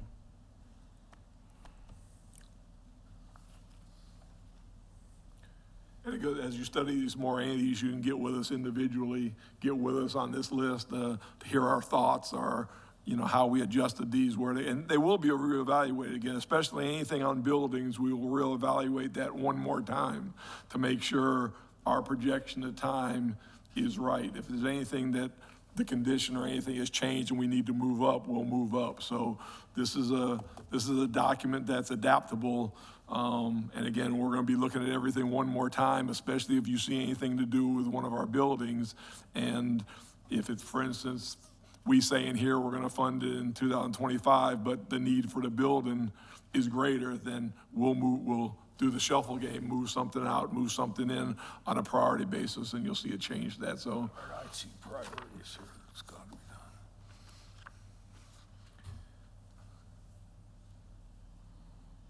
done. Yeah, there's nothing in there that are kind of wish list type stuff. Right. They actually need to be done. And there are also some of these, again, there may be grant opportunities out there to get some of these things. So that's another thing we're always looking at, and especially with the new person we have on board. So Let me know if y'all have any questions concerning that, projects that have been requested but not funded. Are you looking for anything to cherry pick some things off of that? no, I You're just, calling no, that's it why I start. said individually, Okay. as you see things that you're concerned about, individually get with me. Well, and Ron. the couple of things that I'm always concerned about are the roofs of our buildings. Yeah. And fixing those before we wind up with worse problems from water damage on the inside. That was what we're doing, one more, I told you, we're doing one more examination before we find, to adjust things. And this is, we're gonna do one more examination, and we're gonna err on the side of doing it sooner than doing it later on these. Okay. That's the priorities this board set, last year. So we're gonna continue those, because that was a priority of the board to do. So that's the way we're gonna look at it one more time. And if Thank you. we're off on this, we're moving it up, we're shuffling it, moving it up. So that's why I said we need one more, we're just giving this to you now, but we want one more crack at this to maybe move some of those things Yeah. up. All right. And then, of course, any of your suggestions or talking to us in the meantime, will help also. You know me, if it's maintenance, I'm do it now, guys. Yes, sir. Mr. Herring, did you want to continue? Yeah, my next line that we talked about is the CRA, but the CRA involves capital, so I thought maybe we just go ahead with those slides on the CRA. Yeah. Just some information, if people didn't know, on the CRA, it was created under the Florida statutes and established in 2001, expires after 30 years. Area is approximately alternate 19 from Mears to the Sponge Docks and 1 to 2 blocks east and west of alternate 19. The base taxable value back then in 2001 was $41,037,900, and the intent is taxable values over that base year for city and county money, taxable ad valorem money, go into the CRA to fund it. It's called tax increment financing. For the current year so far, the property taxes, the city portion was 11.35% taxable value increase, millage rate 5.37, so that's property tax revenues for 2024 are $467,000. It's 52% of the CRA budget. The county portion's at 11.34% taxable value increase, county millage rate of 4.8188, So the county will be sending us a check for $419,369. That's 47% of the CRA budget. Just to go back, last year, what we've got money that we're still carrying over for capital, we've got the parking money, 200,000, Jitney Building, 100,000, and Railway Arms, 60,000, for a total of 360,000. I'm sorry, question? Don't, to interrupt, haven't we just installed the railway arm? I think that is a work in progress right now. Yeah, I thought they were closing down Safford. I saw the notice for that specific installation.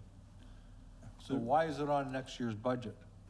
Well, it's from last year, bringing it forward. I think Last currently year, it's right bring it forward to encumbered right this year. now. Hopefully it'll be off by the time we get to October. Okay, that was my question on that slide. Sorry. I don't get out much, so I'm not sure what, no, it's another problem. Hopefully that will not be there when the budget is finalized, Bob. Hopefully that's gonna be done and off the list before October, but it's not off there yet. So we keep things on there until it's signed and off. It's still down? They're fixing it off-site or something? Should have been installed yesterday. I haven't followed up on that yet, but the work has been done. It should be back up this week.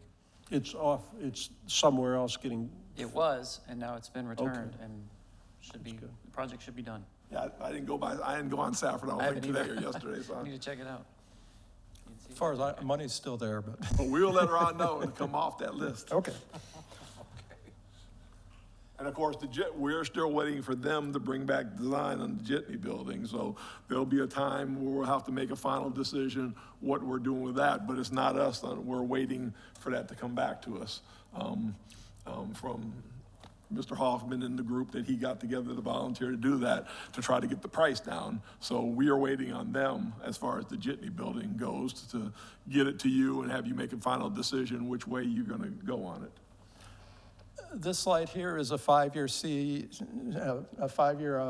expenditures for the CRA for, 24, 25, 26, 27, 28. I think we saw this last week.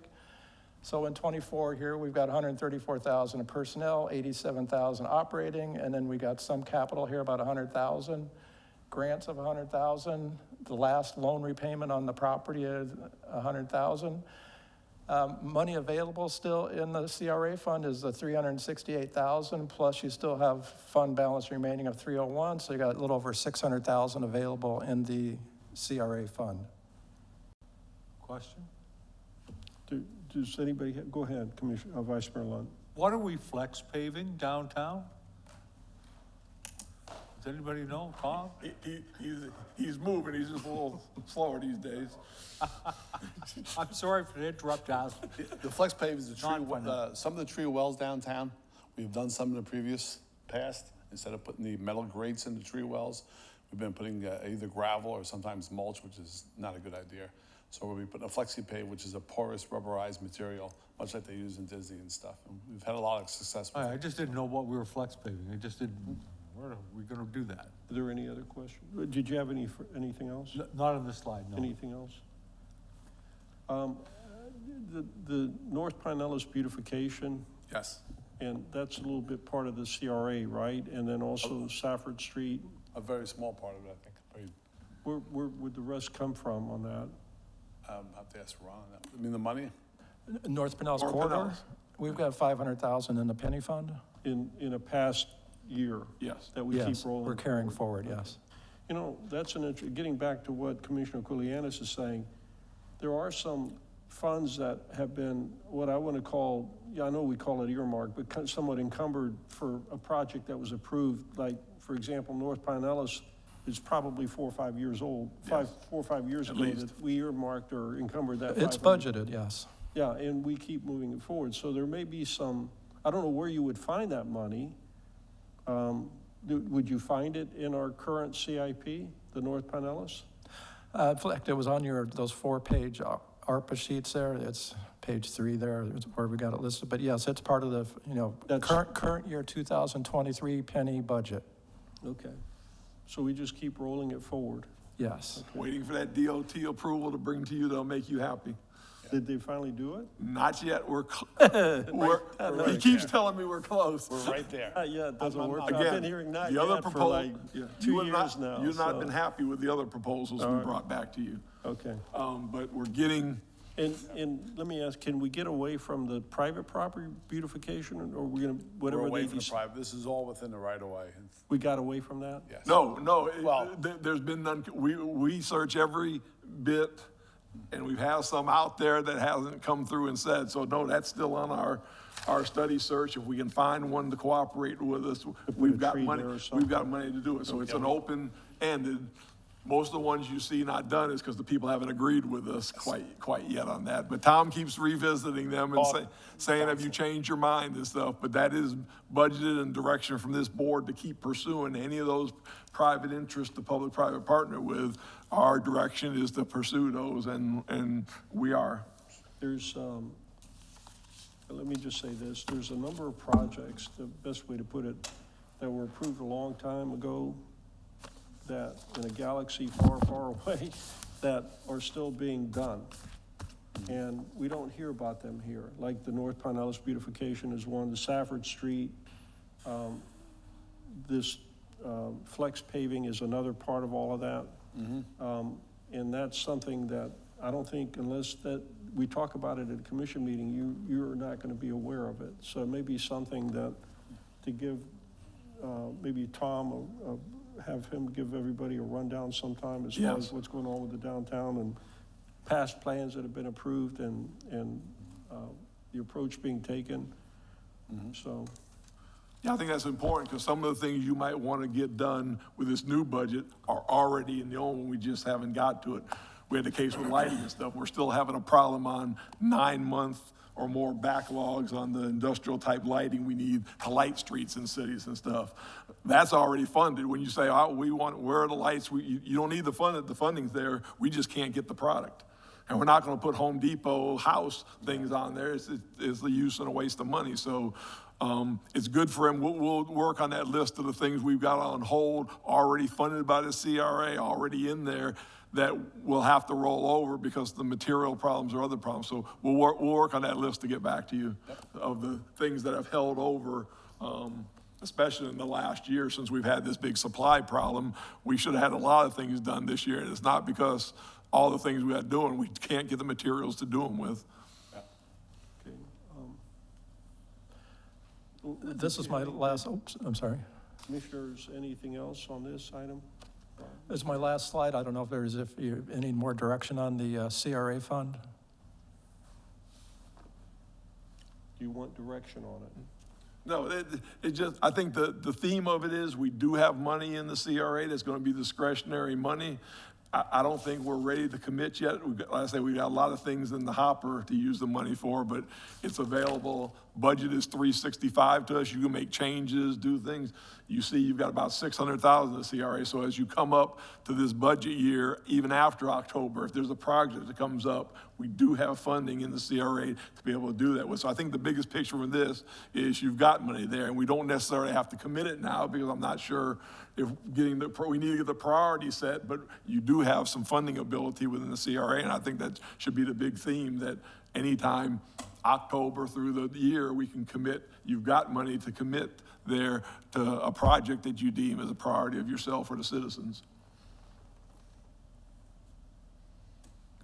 On to the enterprise funds.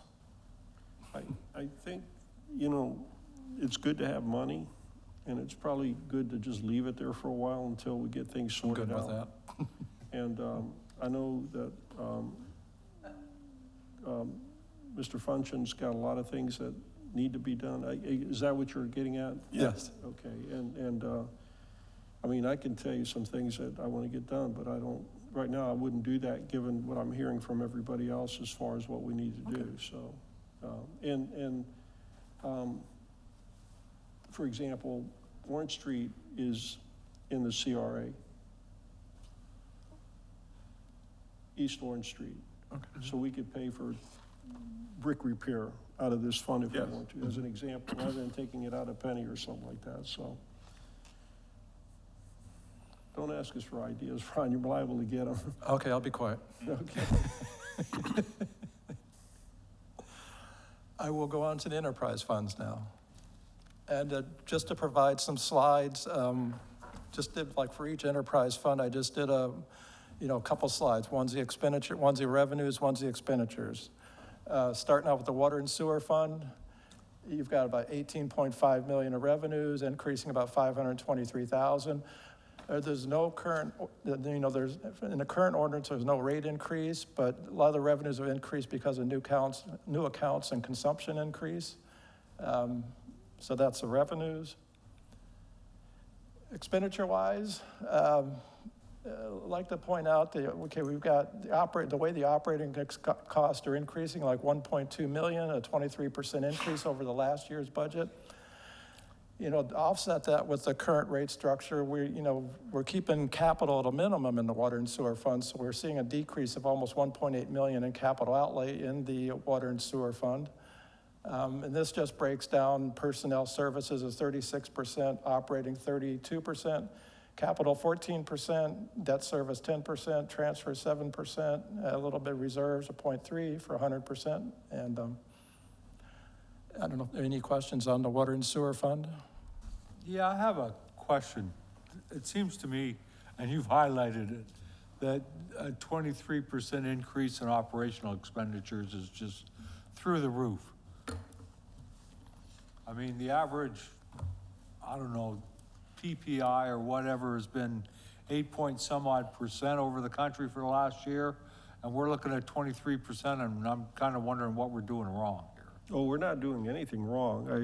Has Vice Mayor Lunt gotten the presentation yet? Okay.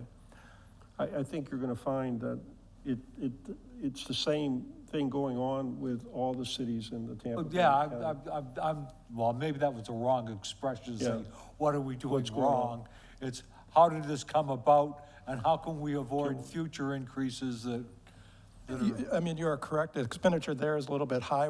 It's comparing it to the 23 budget. And when we were working on this budget about a year ago at this time, we didn't have, the inflation was still going up. So that budget for 2023 was probably a little bit short there. So, really, if you want to look at, the increase might be more or less in the 12 to 15% area across the operating costs. So you're saying the percentage is against the 22 budget? 23. The 23 budget, which is what I thought, which is still 23%.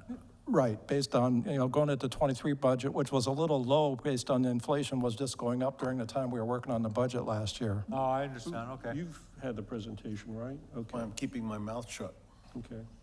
I'm sure you've been through it, but I have questions, that's all. No, I think, we're in the real cost of materials and things, it's greater than 20%, and some of it's in the 30% range and stuff like that. But when you get the presentation, it's I all mean, we've broken all down. seen the increases in cost because we keep having to re-bless increases in costs. I mean, we've been doing that for Well, every yeah. second meeting for the last 6 months. There's a history there too. I mean, it's like I said, the scenario is very similar to our ad valorem tax scenario of 2008, where there was a crash of the market. But in this case, the value of the homes. But in this case, it's the cost of materials. Operating costs are going up. So it's kind of the reverse of that, but the effect is the same, is that we decrease the amount of what we charge residents for per 1,000 gallons of water, for example. That both was water gonna and be my sewer. next question. Pardon me? I said that was gonna be my next one. We've decreased what we were charging. A year ago, is that right?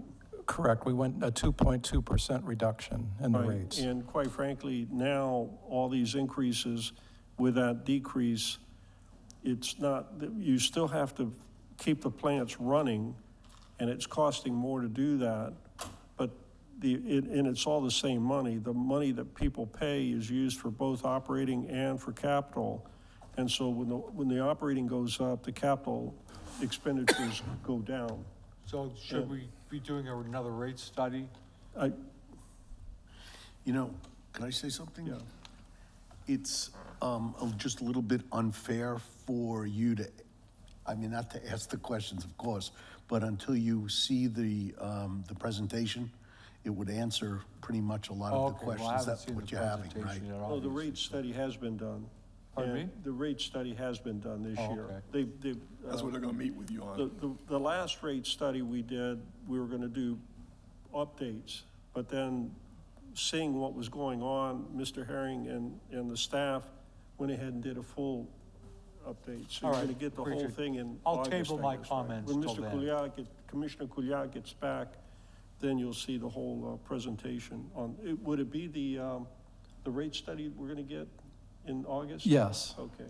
And then, in the meantime, you'll get the impact of what that all means from the staff. Okay. I think we're meeting with you tomorrow, I believe. I'm sorry, I didn't hear that? We're meeting with you tomorrow on that. Okay. 2 o'clock. Be there. All right. I didn't bring my phone.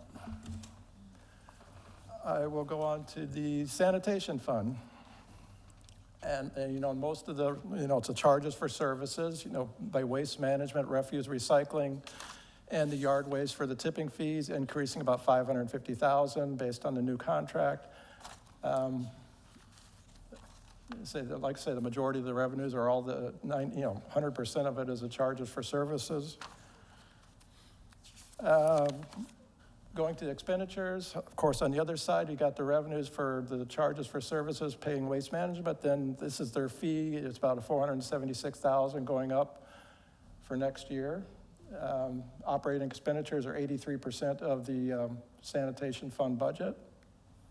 And if any questions on the sanitation fund? The increases are indexed, right? Yes. Whatever the cost, whatever that index is that they use for waste collection. Yeah, well, it's a combination of 2 indexes. One is with fuel and the other one's with everything else but the fuel. And it's a combination of the 2 indexes. So our waste bill, waste management bill, or waste bill is going to go up this month. Individual waste collection is going to go up. Not this month, but I mean this next year. You want Tom to come up here and, You scared? well, it's got the 3% maximum, 2%? 3, Three. which the So board put in when they are we did the gonna new go up to contract. and- 3% then? 3, okay. I may have talked to you about that today, so I Yeah. can't, okay, all right, 3%. About a lot of things. This is our second year of the contract, right? Yes, the second year just started March 31st, Okay. 2023. How long is the contract? 5 years.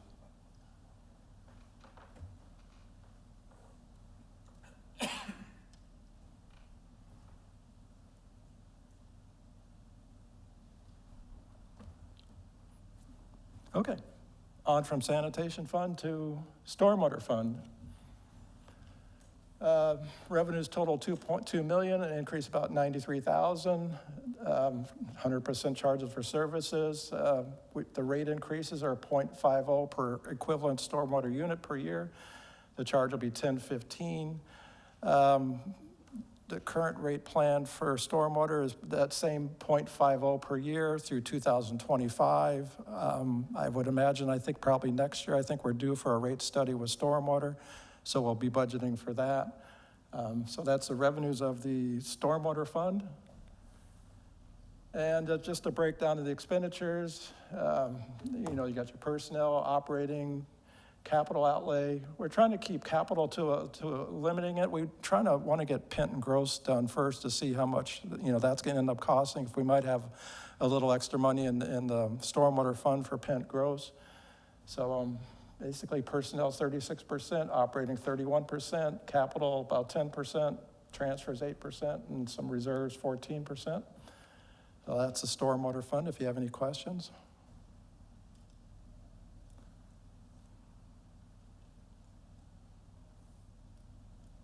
No questions? Anybody? Go ahead, Commissioner The, Corbett. when you're doing these budgets for personnel services, now, those are assuming additional staff, right? Like, they're not every position is filled, correct? Yeah, there could be some vacant positions. Okay. And, because you always, at the end of the budget season, always find a little money in unfilled positions, right? Throughout the entire city. Yeah, it just depends on the departments and, like I've got 2 positions been vacant for a couple of months now. I'm I was trying going to get use you filled. as an example. Oh, thank you. Yeah, you got it. So but that's, at the end of the budget season, that's actually, in essence, found money because we budgeted for something that you never spent. At the end of the year in the last budget resolution, sometimes I'll use that excess money, maybe if another department went over, to try to cover those departments. Okay. So when we're looking at these are fully staffed budgets. Correct. And there may be Excess. excess there. Yeah. Okay, that's all. Thank you. Do you have anything? Okay. Did you have something? Well, my question was, I wanted to backtrack to something, because a lot of these numbers that you put in, if you don't mind, I wanted to go back to the enterprise funds just for are these numbers just guesstimates, or that they're just put in, or they're accurate usage? You have here, water treatment plant renewal and replacement of equipment, 25,000. Is that an accurate, or is that just a number that just gets Is put that, in? you're looking at an expenditure in the water and sewer fund? Capital outlay on the water sewer fund. It's page 361.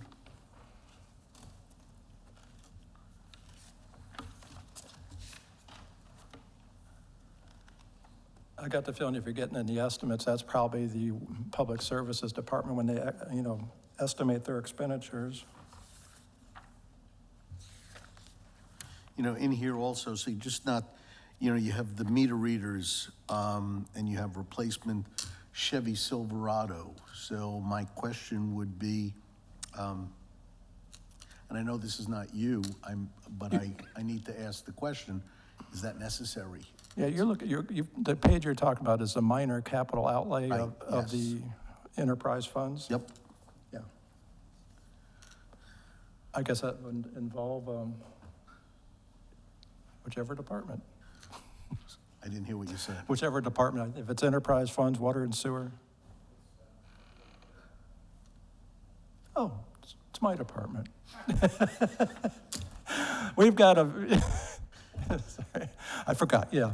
We've got a vehicle, the cost of the repairs is just more than it's gone through its lifespan right now.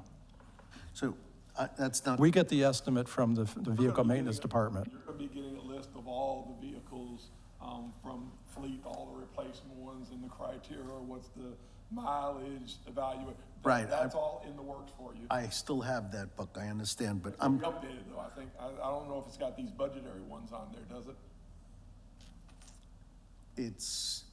I didn't hear what you said. I Come don't back. think they've got these budgeted ones requested for us coming budget on that list. And want to do Correct. that. Right, I That's don't what- know. That's what the update needs to come to you, to everybody.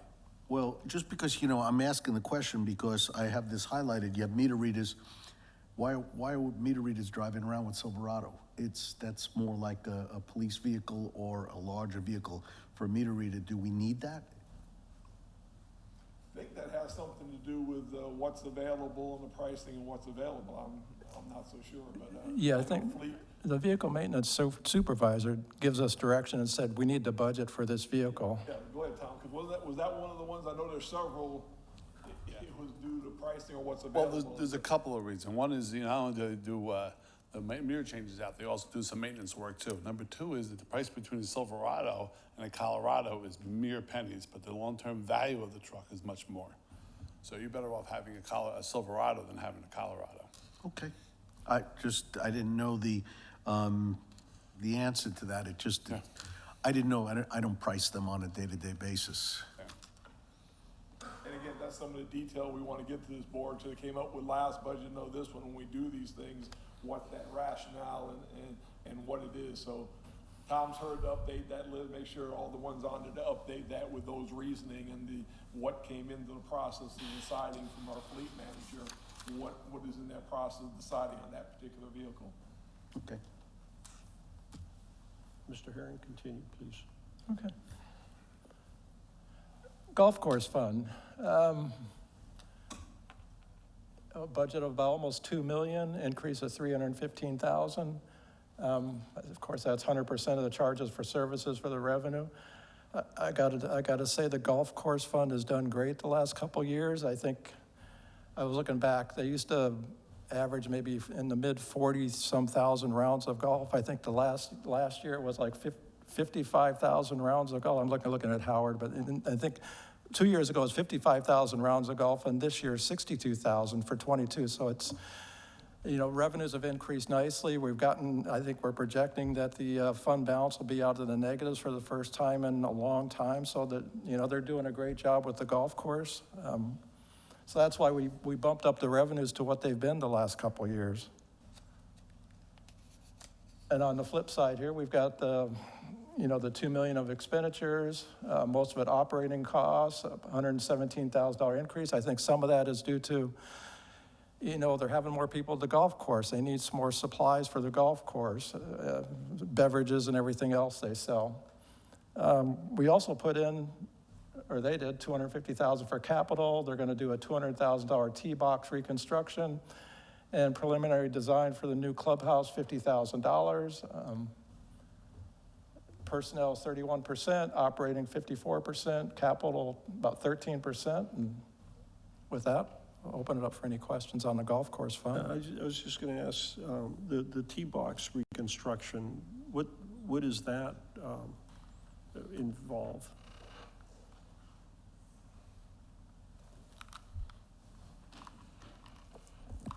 Got golf course manager Howard Hunt with me as well, Paul Smith, Public Services Director. But in a nutshell, because of all that volume of play, the existing tee box surface area is rather small. So it gets a lot of pressure from all of those rounds. So this is something that'll improve our conditions. It's why people come to play at our course, because it's in nice condition. So it's something that in turn will be help guarantee future success with revenue. I can tell you my friends have been trying to get me to play golf again. So I have a lot of friends, and it just hasn't gotten there yet. But I have a lot of friends that play golf, and they really speak highly of the Tarpon course. So you're doing an outstanding job. And coming from my friends, believe me, I'd hear it if they were critical. So. You go from 40,000 rounds to over 60-some thousand rounds. Yeah. I think the capital outlay would be much greater if the mayor took up golf. All the divots he might leave all over the court. That would probably be an operating cost. Require the commission to all start playing golf or something to support our golf course. I'm going on record refusing that. I do not play golf, do not want to play golf. No offense. When I became commissioner, we used to get complaints. Remember the rates increase that we did? We got some complaints. We got complaints about the condition here and there. Over this last year or so, there's been no comments concerning that. The only issue we had, and I think you're addressing that, was the clubhouse, the condition of the clubhouse, and at least we're taking those first steps to do that. I just hope whatever, I'm going to be gone by the time you get to where you need to be as far as building it and design, but I'm hoping whatever design you do is very traditional and consistent with a historic golf course. That's my input to it, so. That's all anybody else? Mr. Herring? No, so, you know, it's good news about the golf course being, you know, doing so well and getting in a positive fund balance and leading into the Marina Fund. You know, it's a smaller fund with, I think, the 18 slips down there.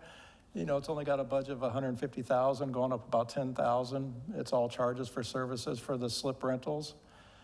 I know Tom did a, rate increase about a year or so, which has helped, because this is another fund that was in the negatives, but a small amount, but now it's in the positive by about 20,000. Expenditures in the Marina Fund, like I say, just 150,000 spread across, the operating, personnel and operating, and a little bit of reserves left over. It's 50% personnel, 42% operating, and the rest is some reserve money put in the reserves. And That is the Marina Fund, and any questions on that? No, that's another highly visible, tough area because of everybody down there. So it's been quiet, and Mick does a good job there, and I think everything's working out real well. From my perspective, does Vice Mayor Lunt's gone? Anything from you? No? Okay. That is the last of the enterprise funds, and I don't have anything else on that. Let's look at the timetable. Yeah, that just left that up there again in case you need to remember the dates. So some of the things that we talked about earlier in the meeting, would they be coming back at one of these meetings, or would they be at a separate, for example, the, I would imagine they'd be coming back at the 27th. Again, that August 3rd is tentative, we need it, so between this meeting tonight and if there's anything that comes up after meeting to tell us, we would imagine we could bring everything back to you pretty much by that meeting, the 27th. okay. Also, the 27th would probably where we get into talk about the salaries and that sort of thing. We'd be close to being there. I think we'll be close to at least talking conceptually. Again, that comes to a regular meeting because that has to be voted on in a regular meeting. The salaries, positions, that sort of thing. But we'd have probably a preview for you as one of the things that'd be on the agenda for the 27th meeting.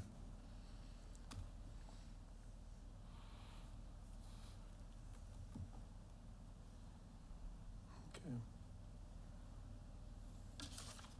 Our next commission meeting's the 25th, is that right? Right. Okay. Were there any questions concerning the schedule? So Mark, you said the 27th, we'll be talking about personnel? Yes. Okay. Again, the preliminary talk, remember, that has to be finalized at a regular commission meeting. Usually it's the second meeting of August because there's resolution, that is the one thing in the budget that's passed and agreed upon by this board in a regular session meeting, so. Salary increases. Yeah. Salary positions, anything like that comes to a regular, that's the one thing in the budget that comes to a regular commission meeting to go, but we'll be giving you a preview and a discussion of our thoughts at this time.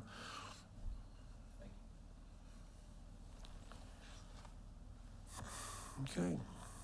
You're looking for, you're done, is that right? Just, I think we get to the miscellaneous portion. Is there anything that you want to be brought back? We still got an audience here of, if you remember questions on anything from this or last meeting, you see the audience we still have out there, so they're free to answer any questions. Again, here, anything else you want back to the next meeting. And again, that offer's open tomorrow or the next day, beginning of next week. If you have items for us to look at and want us to bring back to you in the next meeting, then just let us know and we'll prepare those aside from the things we've already told you, we prepare and bring back to you. Yeah, I just, I'm hoping that when we're all done with everything, that we've got a good budget that we can actually work with, and that there aren't any kind of like catch-22s or any, something gets done, has to get done first, or the other thing doesn't get done, and that sort of thing. And I think that the conversation with regard to the policy and everything, the strategy, investment strategy, we need to work that out. I don't know if we're going to solve it this year, but still, we need to kind of start working to that end. Commissioner Kulianis, you got your light on. I just want to thank Mark and obviously Ron for all their hard work, all the department heads and the staff. I attended most of the budget advisory meetings, so I saw you guys come up and do your individual presentations, and they were thorough, and I just think you guys do an amazing job, even people over there I can't see. And so I know it's not easy doing all this running a city and doing all the things you do. And I'm proud to play a little small part with all you guys, so thanks. Thank you. Vice Mayor Lund, anything? No, thanks. This was a lot of work. It always is a lot of work.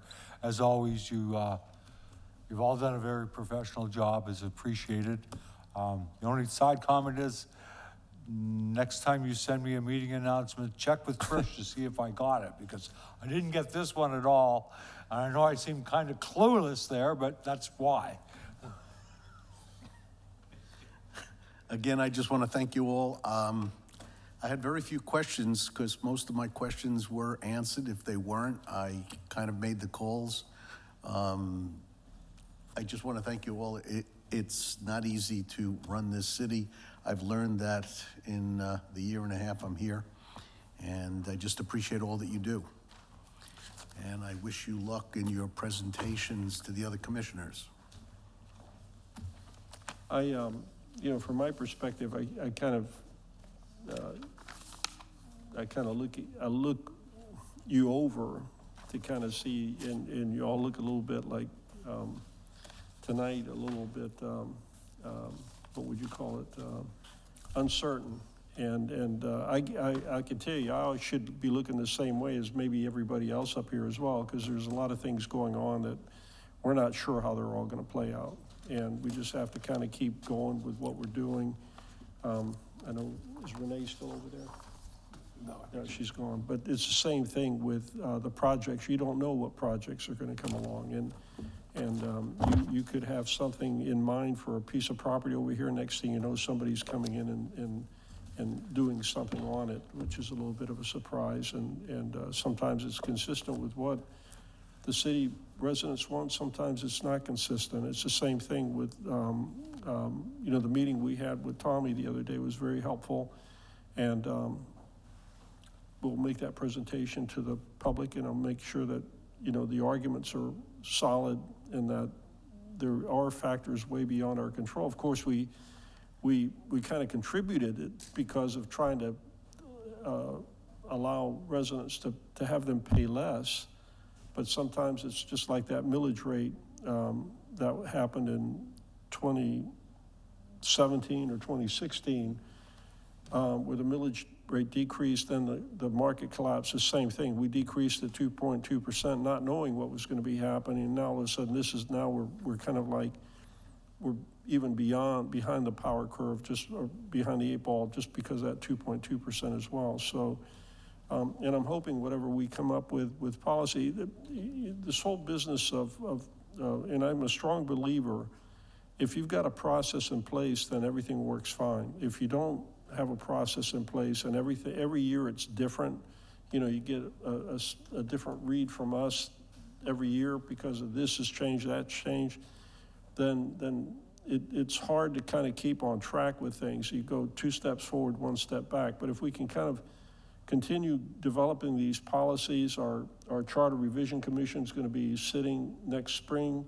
Hopefully they'll be able to address some of these things to help as far as the priorities and things like that, to kind of come up with some mechanism to determine what the priorities are that we can move forward. It's funny, Commissioner Kulianis mentioned, I was city manager. And I don't mean this in any way, but a lot of things that needed to be done back then still need to be done today. And the sewering is one of them. We just have not been very aggressive on that, but it's just a hard thing to do because people's septic tanks are failing, but on the other hand, there aren't the funds available to put the sewer system in. And even when you put the sewer system in, because of the impact fees and cost of that, it's either you replace your septic system or you pay the impact fees. I'm not sure which is more these days. In some places, it just boils down to being environmentally friendly and doing the right thing by hooking up the sewer. So it's always a tug of war in that regard. But anyway, I thank all of you for your perseverance. That's the only way I can describe it. I'm hoping that City Manager knows how I feel. I'm hoping that over the next month or two, we'll turn the corner and things will look much brighter for us for the rest of the year. I know there's a couple of things that have happened this year that haven't been real good for the city, both on a personal level and also from a city government perspective as well. So I'm looking forward to the future, and thank you all for that. Let me go to board staff comments. Anything beyond what you've already said? At the next commission meeting, we're going to have a kind of an agenda item on this August 5th meeting and things that will lay that out. And at that meeting, it'll be a kind of the form that we're going to proceed with. And it'll be laid out to you in detail. Is that what I wanted to mention to them tonight? Yes. Yeah, so we'll be actually looking for some direction, confirmation actually, at the July 25th meeting for the August 5th meeting, and it's going to involve these guys out here too, right? Yeah, I'll be talking to them tomorrow at the All right. staff meeting. All right. With that in mind, thank you very much, everybody. We adjourn at 8:36. Boy, was I clueless. What meeting? Never did get sent to.